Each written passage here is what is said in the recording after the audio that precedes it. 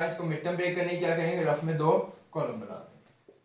पहला कॉलम बनाएंगे फैक्टर्स का और दूसरा बनाएंगे मिड वैल्यू का।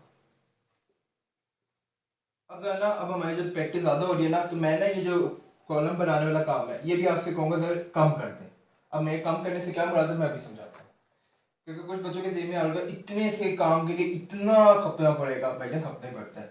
अच्छा जी, फैक्टर्स, फैक्टर किसके बनाएंगे, पहली और आखिरी वैल्यू को मल्टीप्लाई करेंगे। 40 को 1 से क्या कितना आएगा 40, इररिस्पेक्टिव ऑफ साइन, साइन को मत देखें कि 40 के साथ माइनस साइन आ रहा है तो यहाँ लिखेंगे, 40 के साथ जो भी आ रहा है छोड़ दें, बस उसको पहली और आखिरी वैल्यू को मल्टीप्लाई करके लिख दिया। डन जी। 3 मिड वैल्यू के साथ कोएफिशिएंट क्या आ रहा है 3, तो यहाँ लिख दिया। अब जब मैं ना वर्किंग कम करूंगा, क्योंकि पहले 2-3 साल में वर्किंग ज्यादा इसलिए जरूरत थी समझाने के लिए, अब जब मैं आपको कहूंगा कम करें, क्या कम करना है देखो। 40 फैक्टर बनाने, पहला नंबर क्या आएगा 1 मल्टीप्लाई 40 क्या होता है 40। अब डिसाइड करनी आती है इन दोनों वैल्यू को प्लस करना है या माइनस, कैसे डिसाइड करेंगे, लास्ट वैल्यू से। तो करते हैं, अगर लास्ट वैल्यू नेगेटिव हो, अगर लास्ट वैल्यू क्या हो नेगेटिव हो, तो दोनों वैल्यूज क्या होंगी माइनस होंगी। इसका मतलब ये दोनों वैल्यू क्या होंगी माइनस होंगी। कर लेते हैं, 40 में से 1 माइनस किया वो तो क्या आता है 39, लेकिन हमें तो क्या चाहिए 3, इसका मतलब ये वाला पेयर नहीं उठाऊंगा। अब मैंने डायरेक्ट सोचा या माइनस करने की जरूरत नहीं पड़ी, ठीक है। अब आप भी ऐसे कर सकते हैं जी। नेक्स्ट स्टेप, फिर आप किससे चेक करेंगे 2 से, 220 तक क्या होता है 40।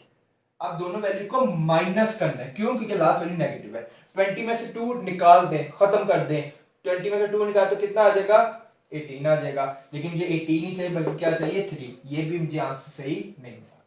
उसके बाद 3 से चेक करेंगे, कर लेगा डिवाइड नहीं होगा, लेकिन चलिए आपके आंसर के मैं कर देता हूँ।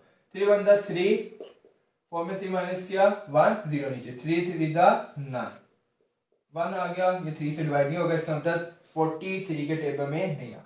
तो इसके बाद किसे चेक करेंगे 4 से, 4 10 का क्या होता है 40। डन जी। अब इन दोनों वैल्यू को माइनस करना है, 10 में से 4 निकाल दो तो कितना बचेगा 6, छक्का, हमें छक्का नहीं चाहिए बल्कि हमें 3 चाहिए, ठीक है, तो ये भी पेयर नहीं उठाएंगे। डन जी। 4 के बाद किसे चेक करेंगे 5 से, 5 8 का क्या होता है जी 40, 5 8 का 40। अब इनको माइनस करना है, 8 में से 5 निकाल दो तो कितना आता है 3, ये वो पेयर है जो मुझे चाहिए था, ठीक है। अब देखिए मैंने वर्किंग कितनी कम कर दी, डायरेक्ट ही सोचा, यहां लिखने की जरूरत ही नहीं पड़ी, तो अब ये डायरेक्ट ही करेगा आगे जी। बाकी मैं रिस्ट्रिक्शन नहीं कर रहा, कोई करना चाहे कर सकते, पहली वैल्यू और आखिरी वैल्यू वैसे ही। डन जी। 8 की जगह क्या आ जाएगा, दो नंबर आएंगे 5x और 8x, 3 की जगह 5 और 8 आ गए, दोनों के साथ वही वेरिएबल आएंगे जो मिड वैल्यू के साथ है। अब मैंने आपको क्या कहा कि आपने क्या करना है कि हमेशा जो, बल्कि ठीक है, अब 5x और 8x तो लिख दिया, अब दोनों को प्लस माइनस करना है, ये भी समझ लग गई, लेकिन अब ये डिसाइड करना है इसके साथ कौन सा साइन आएगा इसके साथ कौन सा साइन आएगा। प्लस माइनस में यही होता है ना, दोनों के साथ डिफरेंट साइन होते हैं, तो बड़ा ही सिंपल तरीका है। अगर यहाँ मिड वैल्यू के साथ साइन पॉजिटिव का है तो बड़ी वैल्यू के साथ भी साइन पॉजिटिव है, ठीक है जी। पहला सूत्र क्या मैंने कहा, अगर यहाँ बड़ी मिड वैल्यू के साथ पॉजिटिव साइन है तो बड़ी वैल्यू के साथ भी मिड साइन आएगा, और दूसरे के साथ ऑपोजिट साइन आएगा कौन सा,